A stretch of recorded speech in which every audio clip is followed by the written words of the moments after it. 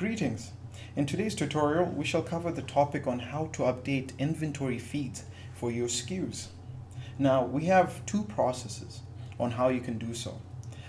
The first process is through EDI, or Electronic Data Interchange, which is a more sufficient way of keeping track with your inventory. If you would like to go through this route, kindly email us at support@channelgate.io and we shall send you our EDI form which you can fill out and send back in. The second option we do have is through the manual FTP upload. Please ensure to have a client downloaded on your computer before proceeding with this method. The client that I'll be using for this example will be FileZilla, but if you happen to find any other clients that work well, you can proceed to use that as well.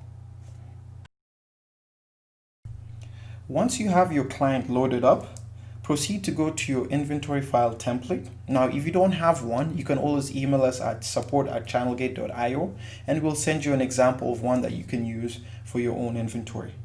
The template should look something like this. It should have on the far left corner the SKU, the quantity on hand, next availability date, and discontinued. Now, ensure that the labeling looks exactly like this, because if it does have any spelling mistakes or if the labeling structure is very different, it will not go through.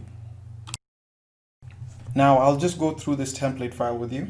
On the SKU section, you'll be including all of the SKUs that you plan to update the inventory count for. The quantity on hand can include how much you have currently on hand.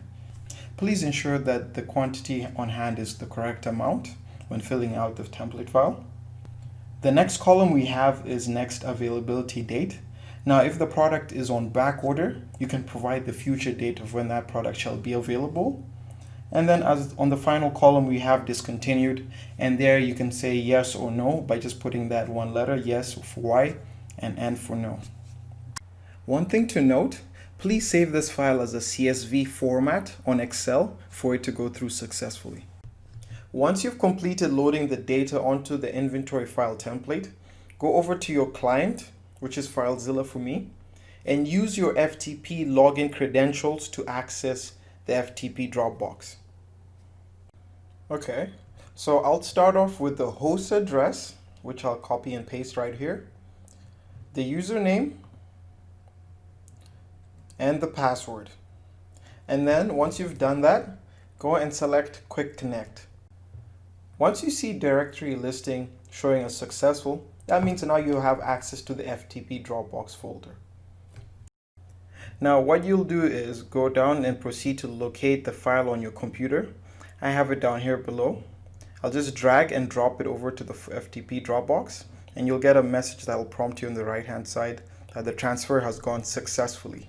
Now within 2 to 4 hours, you shall see the quantity reflect over to your SKUs. Now, if you have any questions, kindly reach out to your account manager, or you can reach out to support@channelgate.io and we'll help you in any way we can.